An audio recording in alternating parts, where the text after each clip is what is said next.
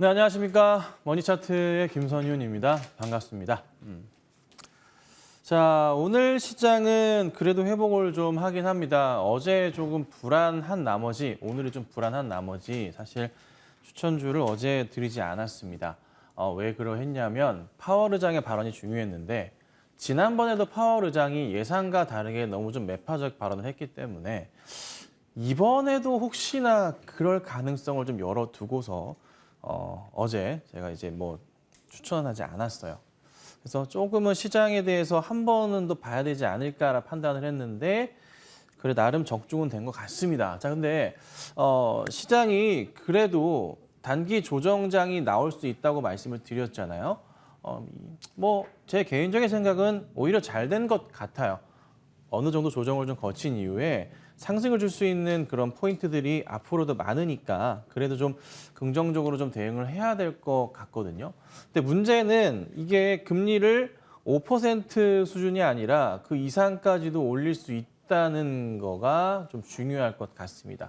그리고 아무래도 금리를 내년 초까지 올린 이후에 이게 한동안 계속 유지가 될 거 아니에요. 5% 이상으로 유지가 되면 1년 내내 유지가 돼도 굉장히 스트레스거든요.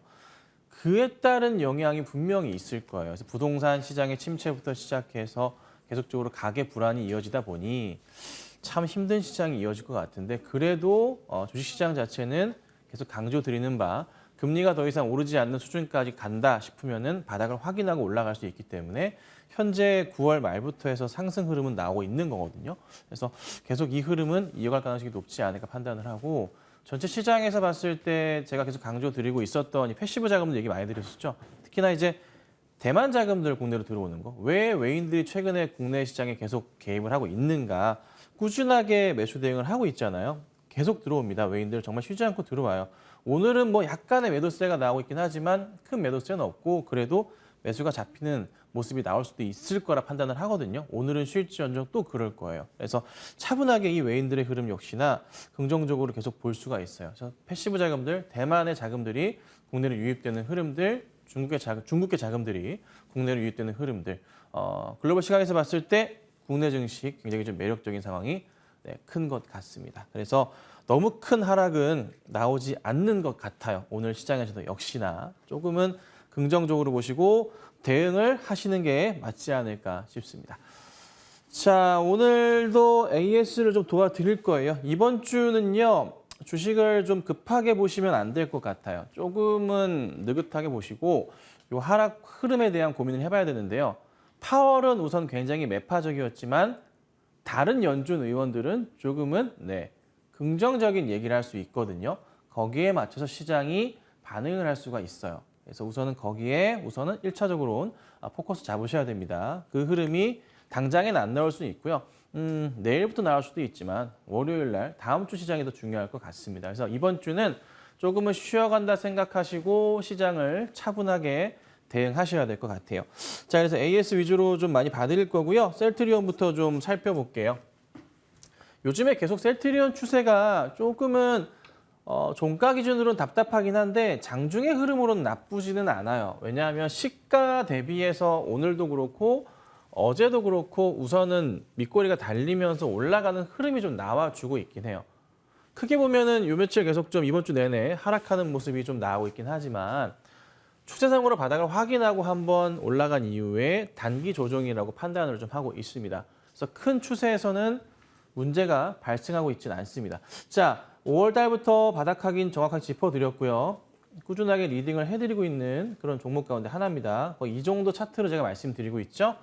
혹여나 내려와서 18만 원 라인을 이탈하는 포인트 나오면서 조금 더 17만 원대가 보인다면은 좋은 매수 기회가 될 수도 있지 않을까 판단을 좀 합니다. 어차피 뭐 셀트리온은 짧게 보고 가는 종목은 아니잖아요. 조금은 길게 긴 호흡을 가지고 갑니다. 3분기 실적 굉장히 좋고 4분기도 연이어 굉장히 좋잖아요. 내년 실적도 역시나 너무나 좋기 때문에 급하게 보실 거 없어요.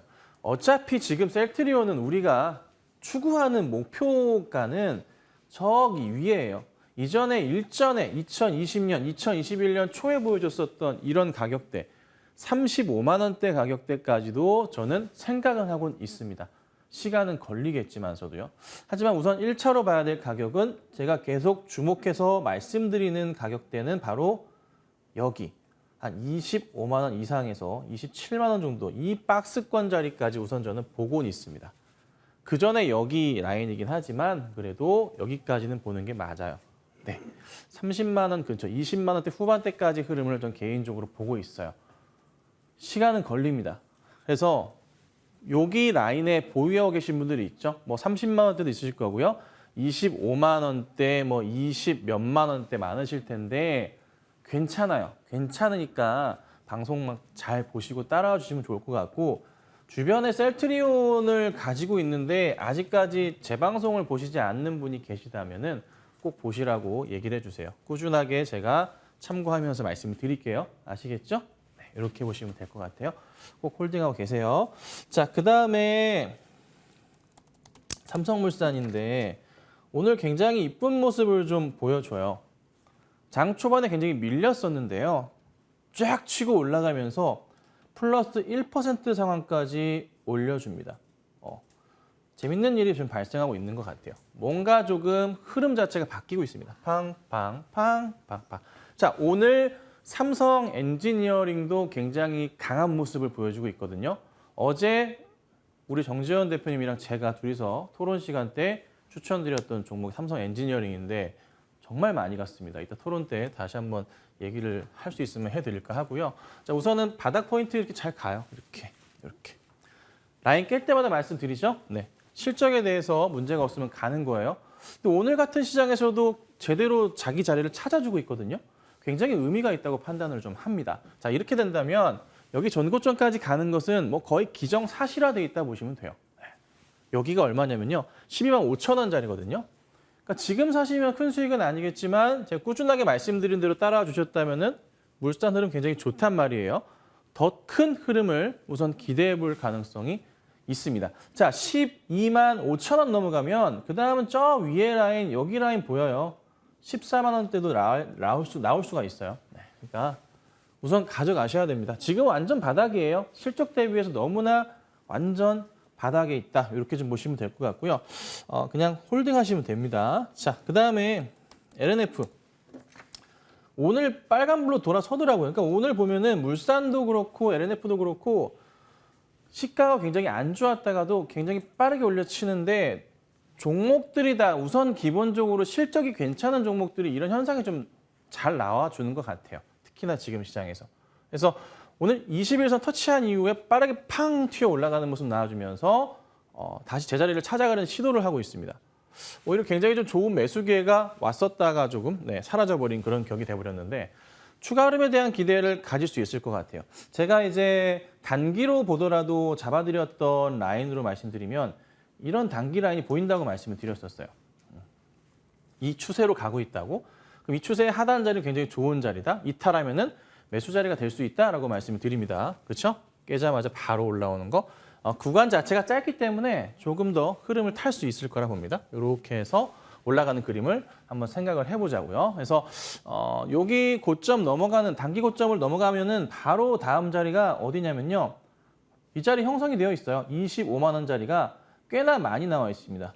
작년부터 해가지고요. 이런 식으로 형성이 되어 있습니다. 그래서 다음 자리는 여기. 그래서 우선은 25만 원 돌파할 때까지는 보시는 게 맞아요. 급할 필요 없어요. 실적이 뒷받침되어 주니까. 양극재 부분의 이슈들 계속적으로 고민해 보시고 차분하게 지켜보시기를 강조드립니다. 자, 그 다음 볼게요. 필옵틱스예요. 이게 최근 들어 흐름을 계속 고민하고 있다가 추천을 좀 드리고 다시 보고 있는데 약간 밀렸다가 다시 좀 반등이 나와요. 오늘도 좀 반등이 나오고요.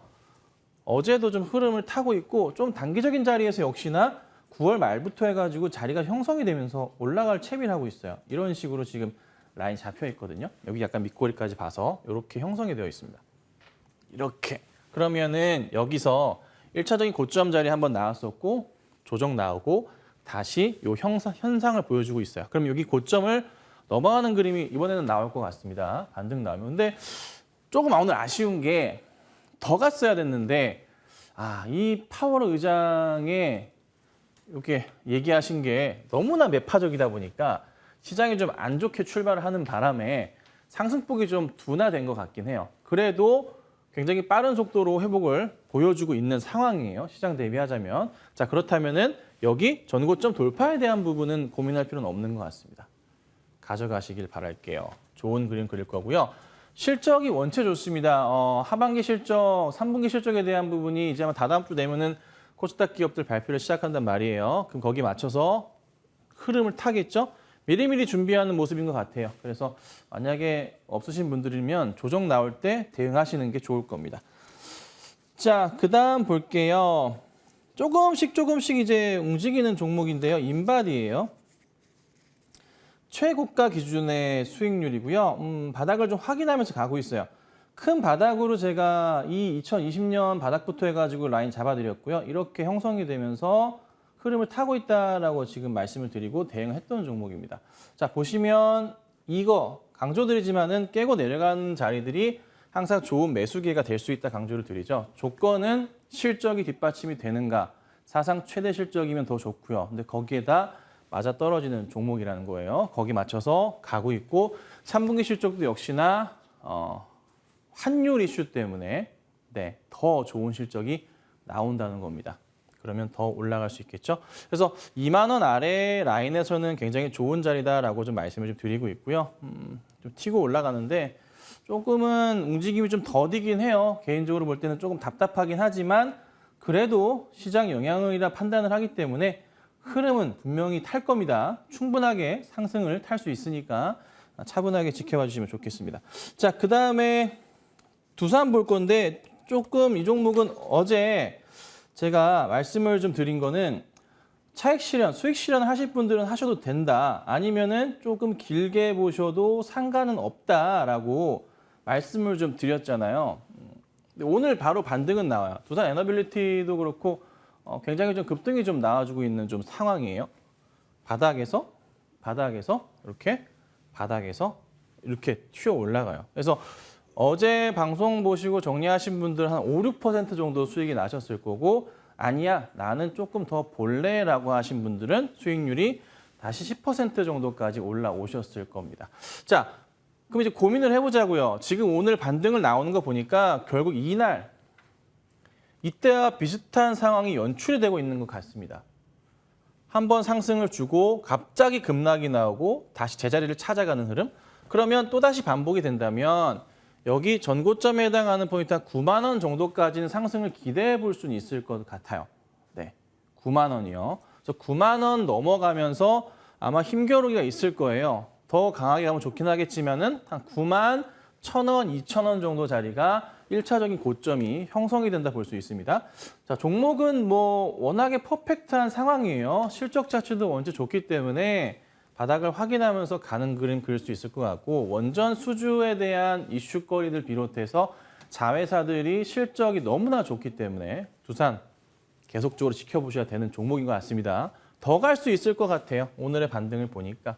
근데 이제 수익 실현하신 분들은 제가 내일이나 다음 주에 괜찮은 종목을 하나 가지고 올 테니까 그걸로 한번 대체를 해보자고요. 일단 수익 실현한 종목은 조금 쉬었다가 나중에 다시 잡는 게 좋습니다. 그래서 우선은 수익 실현 축하드리고 보유하고 계신 분들은 조금만 더 지켜보자라고 좀 안내를 좀 드릴게요.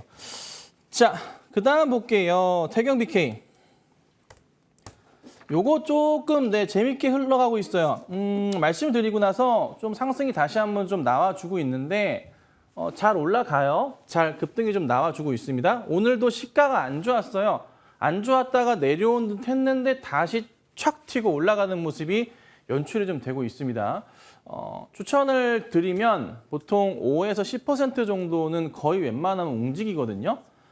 저도 살펴보니까 전체적 종목 살펴보니까 80% 넘게 움직이더라고요. 거의 90% 가까이 종목들이 방송 이 시간대 사인 드리고 난 다음에 5에서 10% 이상은 항상 움직였고 많이 간 건 60%도 50%도 있습니다. 하여튼 그런 건 제외하고 그냥 거의 항상 많이 움직입니다. 그래서 상황 보시다가 급등 나오면은 뭐 정리하시는 것도 추천을 항상 드리는데 우선 태경 BK는 조금 이게 움직임이 전 개인적으로 답답해요. 왜 그러냐면은 종목이 원체 좋거든요. 음극재 이슈부터 시작해가지고 온실가스 이슈, 탄산칼슘 이슈까지 너무나 퍼펙트하고 실적까지 너무나 좋은데 현재 이 박스권을 아직 벗어나고 있지를 못해요. 제가 말씀드린 박스권 이거예요. 이게 딱 한 번 움직임이 난 이후에 이 자리에서 왔다 갔다 하고 있어요, 계속. 이번에 다시 한번 시도하는데 그럼 6,000원이 넘어간다는 소리거든요. 6,000원 넘어서 이번에 한번 제대로 튀는 모습이 좀 나와줘야 돼요. 이번에 나와줘야 돼요. 근데 오늘도 우선은 안 빠지고 잘 버텨주고 있는 걸 보니 흐름은 조만간 탈 것 같긴 해요. 그럼 6,000원 넘어가면서부터가 고민스러운 자리가 와요. 왜냐하면 작년 이제 여름쯤, 가을쯤에서 이 자리가 제가 위에 네모칸 자리가 6,000원 이상부터예요. 네, 보시면 여기 자리에 매물벽 자체가 좀 상당히 조금 쌓여 있어요. 네, 여기 좀 쌓여 있거든요. 근데 이 자리를 좀 넘어가는 흐름이 저는 조만간 나오리라 판단을 합니다. 왜요? 한 다다음 주쯤 실적 발표가 진행이 되면은 정말 회사가 좋구나라는 게 인식이 잡힐 거고요. 음극재에 대한 시장의 인식이 좀 바뀔 거예요. 관심이 생긴다는 거죠. 양극재만 하다가도 음극재에 대한 시장의 이슈가 부각될 겁니다. 그렇죠? 그에 따라서 코크스 이슈가 굉장히 크게 나오지 않을까라는 판단을 좀 합니다. 그래서 바닥에서 치고 올라가는 모습 나와주면서 이 박스권 돌파를 한번 기대해 보셔야 될 것 같아요. 이 돌파하면서 가는 모습을 한번 생각해 보자고요. 그래서 홀딩하시고 우선은 지켜보시는 게 맞다라고 좀 말씀드리겠습니다. 자, 오늘은 제가 여기까지 말씀을 드리고 이번 주까지는 제가 좀 차분하게 방송을 좀 할 겁니다. 국가애도 기간이니까요. 그래서 다음 주부터는 좀 더 신나게 좀 다시 한번 방송을 좀 이어가도록 하겠습니다. 자, 오늘 고생들 많으셨고요. 또 바로 이어서 이달의 위원님 만나보겠습니다.